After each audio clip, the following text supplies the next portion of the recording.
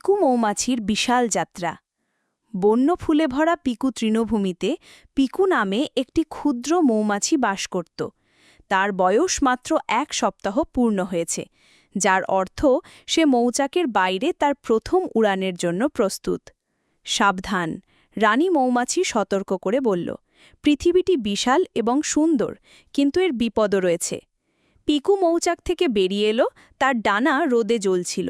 সে tulip, daisy এবং সূর্যমুখীর পাশ দিয়ে উড়ে গেল, তার ছোট্ট খড়ের মতো জিভ দিয়ে অমৃত সংগ্রহ করছিল, সবকিছুরই মিষ্টি গন্ধ। কিন্তু হঠাৎ কালো মেঘ এসে পড়ল। তৃণভূমির মধ্য দিয়ে একটি প্রবল বাতাস বয়ে গেল। পিকু অনেক দূরে উড়ে গেল এবং বাড়ি ফেরার পথ খুঁজে পেল না। ক্লান্ত এবং ভীত হয়ে সে একটি পুকুরের কাছে গিয়ে অবতরণ করল।